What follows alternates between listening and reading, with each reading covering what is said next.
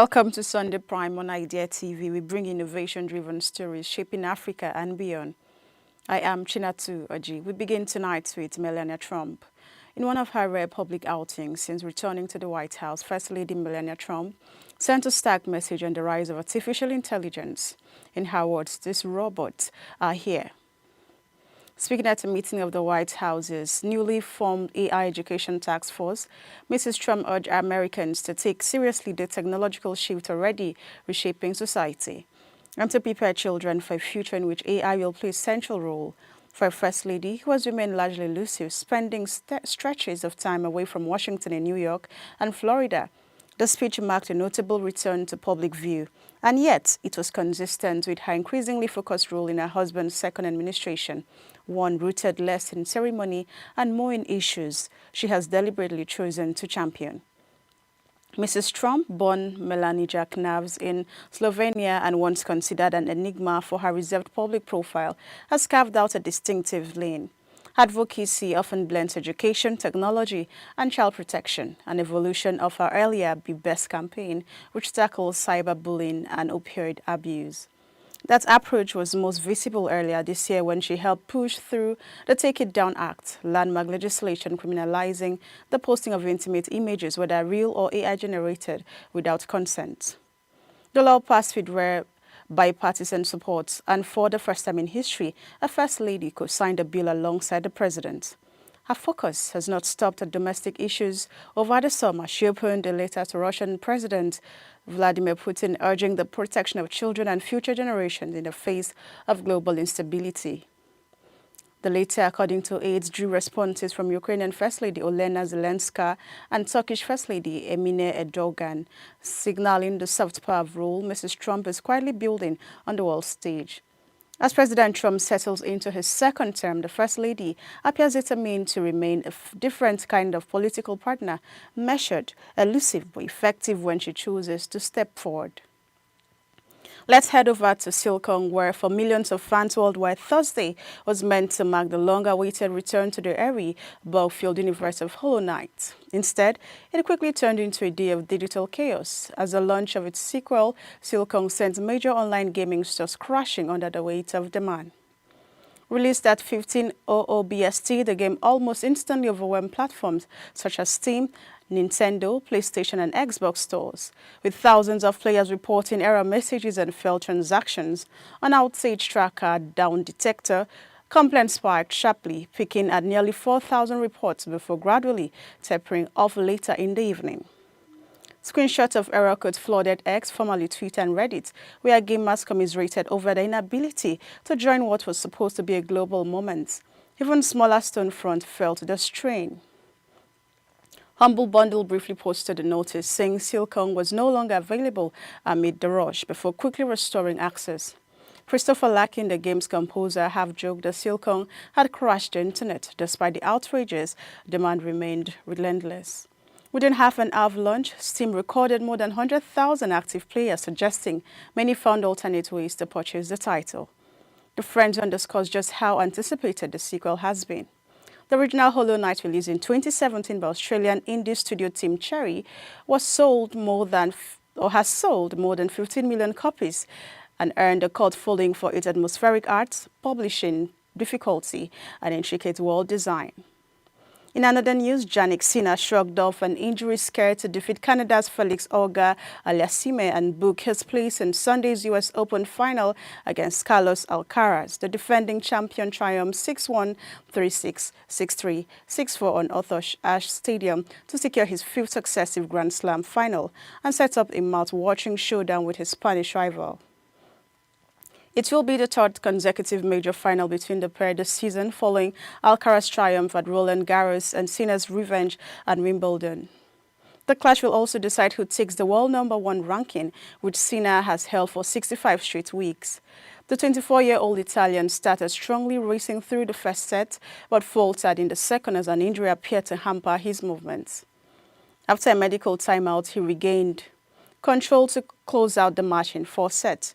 Earlier in the day, world #2 Alcaraz had swept aside Novak Djokovic 6-4, 7-6, 7-4, 6-2 to advance to his 4th Grand Slam final. With Sinner winning 26 of his 27 major matches this season, including titles at the Australian Open and Wimbledon, and ALCARAZ in relentless form, Sunday's final promises to be one of the most anticipated shows in recent tennis history. Still talking US Open, President Donald Trump is expected at the men's single final as a guest in a private suite. The U.S., the Tennis Association U.S. star, confirmed this on Friday. The U.S. star declined to identify the client hosting Trump, marking his first appearance at the New York Grand Slam since 2015. Before launching his political career, Trump was a frequent presence at the tournament when he lived in the city.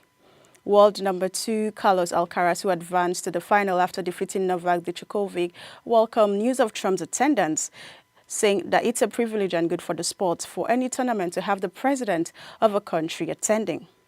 Alcaraz said, though, he added he would try not to be distracted during the match.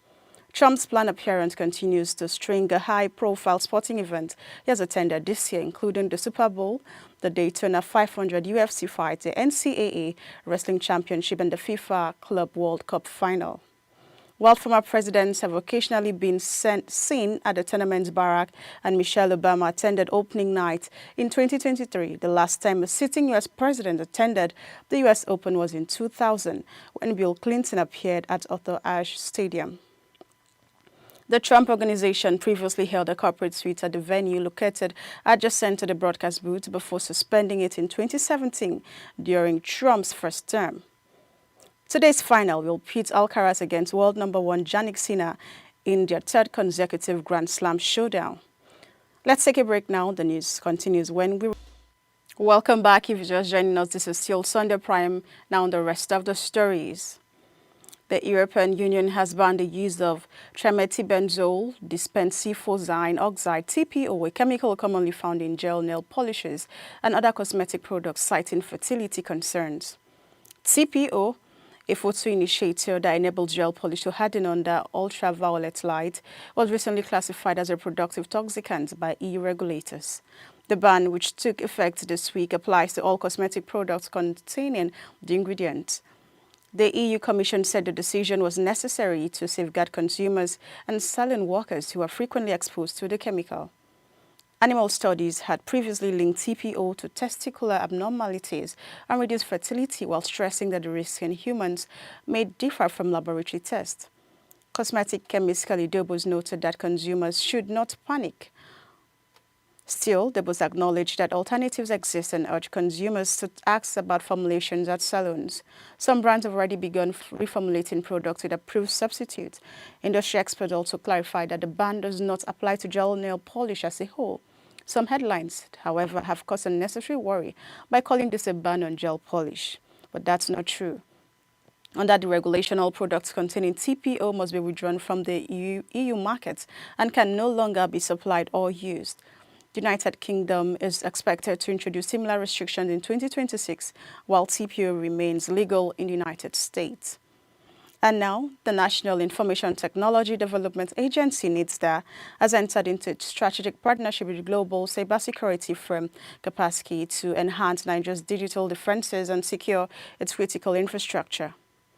The Memorandum of Understanding MOU, signed on the sidelines of GTX Nigeria in Lagos, represents a major step in the country's digital transformation agenda. Speaking at the ceremony, NITDA's Director General Kashifu Inuwa, CCIE, stressed that cybersecurity begins with people. He added that NITDA had already begun working with KASPERSKY ahead of the formal signing. In his words, for us, it is about impact, not just paperwork. We want the media and the public to hold us accountable for delivering on this partnership. General Manager of KASPERSKY Africa, Chris Norton, echoed the commitment, describing Nigeria as a key market for the company. He further announced that the company will be becoming a supporting member of the Nigerian Computer Society as part of its deeper engagement with the country's cybersecurity ecosystem. Under the agreement, both parties will collaborate on training, public awareness campaigns, threats, intelligence sharing, and the development of frameworks to protect critical information infrastructure. KASPERSKY will also provide expert guidance for NITDA in shaping national security. Standards implementation is now expected to begin immediately, with a focus on proactive measures to counter emerging cyber threats and build a resilient digital infrastructure for Nigeria. Moving ahead, 3 teenage innovators from Port Harcourt, Nigeria have emerged among the top winners of the 2025 Slingshot Challenge with their solution, REFOREST AI, an artificial intelligence-powered system designed to combat unlawful deforestation. The team, Blessed Purple, Bright Sunday, and Leslie John Jumbo, all age 18, developed REFOREST AI, a scalable platform that integrates AI-embedded systems and Internet of Things IoT technology to monitor forest health, detect illegal logging, and encourage sustainable forestry. REFOREST AI combines geospatial mapping, anomalies detection algorithms, and low-power smart sensors to track logging activities in forest and protected areas. Through its centralized dashboard, the platform provides real-time insights and early warnings, enabling rangers and policymakers to respond quickly while supporting long-term conservation strategies. The innovation earned the team a Top Honors Award and a USD $10,000 prize from the National Geographic Society and the Paul G. Allen Family Foundation, organizers of the Slingshot Challenge. Recognition highlights Nigeria's growing reputation for youth-led innovation and demonstrates how African talent is leveraging technology to address pressing environmental challenges. And now, before we call it a wrap, let's take another look at the headlines. We told you that Melania Trump warns that robots are here in rare public appearance. SILKSONG launch overwhelms game stores, leaving fans frustrated. Cena sets a blockbuster final with ALCARAZ. President Trump to attend U.S. Open men's final as guest today. EU bans chemical in gel nail polish over fertility risk. NITDA and KASPERSKY sign MOU to strengthen Nigerian cybersecurity. 3 Nigerian teens win global recognition for AI-powered forest monitoring system with REFOREST AI. We have more updates across our social media platforms. Do well to connect to the handles displayed on your screen. I am Chinatu Oji. Thank you for your time.